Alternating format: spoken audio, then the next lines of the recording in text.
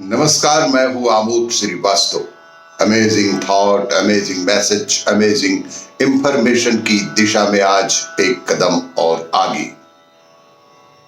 आज के इस दो चिंतन का विषय है वैद्य धन्वंतरी और महान ऋषि वाल्मीकि। आपको ये मेरा वीडियो अच्छा लगे तो लाइक करें, शेयर करें और लाल बटन दबाकर सब्सक्राइब अवश्य करें। साथ ही बेल आइकन दबाना बिल्कुल ना भूलें। आज की इस प्रथम चिंतन का विषय देवताओं के वैद्य धन्वंतरी। धन्वंतरी को हिंदू धर्म में देवताओं का वैद्य माना जाता है। ये एक महान चिकित्सक थे जिन्हें देव पद प्राप्त हुआ। हिंदू धार्मिक मान्यताओं के अनुसार ये भगवान विष्णु के अवतार समझे जाते हैं।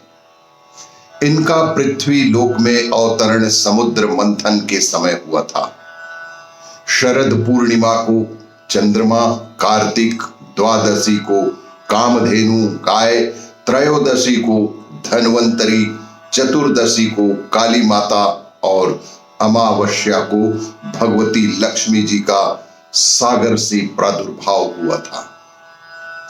दीपावली के 2 दिन पूर्व धनतेरस को भगवान धन्वंतरी का जन्म धनतेरस के रूप में मनाया जाता है। इसी दिन इन्होंने आयुर्वेद का भी प्रादुर्भाव किया था। इन्हें भगवान विष्णु का रूप कहते हैं। ऊपर की दोनों भुजाओं में शंख और चक्र धारण किए हुए हैं, जबकि 2 अन्य भुजाओं में से एक में जलुका और औषध तथा दूसरे में अमृत कलश लिए हुए हैं।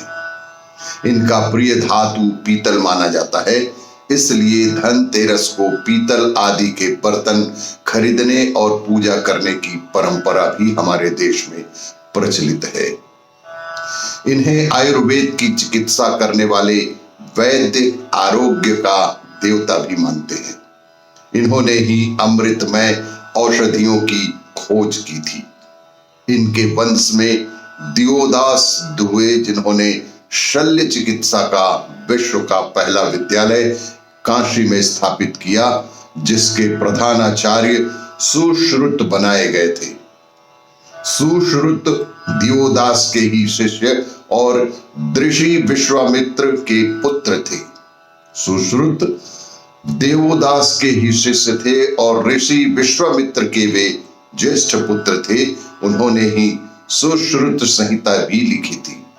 सुश्रुत विश्व के पहले सर्जन या शल्य चिकित्सक माने जाते हैं।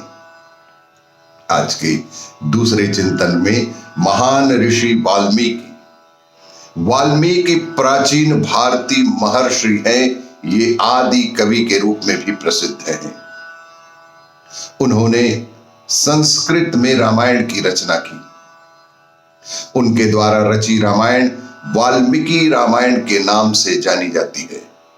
रामायण एक महाकाव्य है जो कि श्री राम के जीवन के माध्यम से हमें जीवन के साथ से, कर्तव्य से परिचित करवाता है।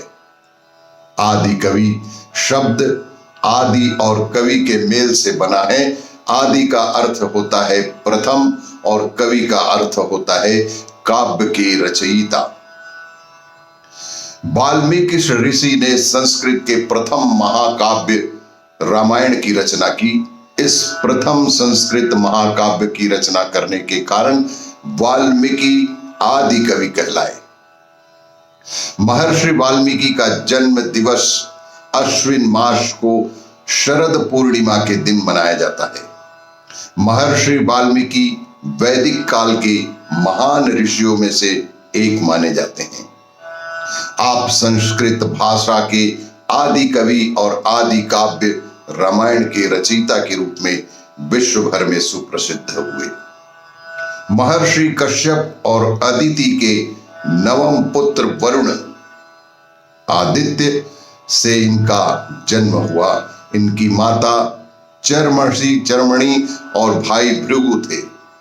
वरुण का एक नाम प्रचेत भी है, इसलिए इन्हें प्रचेतस नाम से उल्लेखित भी किया जाता है।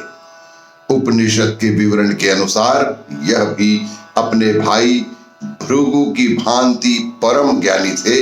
मनु स्मृति के अनुसार प्रचेता वशिष्ठ, नारद, पुलस्त्य आदि भी इन्हीं के भाई थे।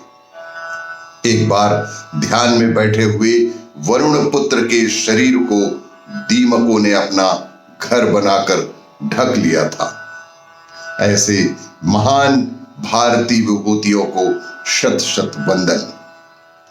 आपको ये मेरा वीडियो अच्छा लगे तो लाइक करें, शेयर करें और सब्सक्राइब अवश्य करें। धन्यवाद।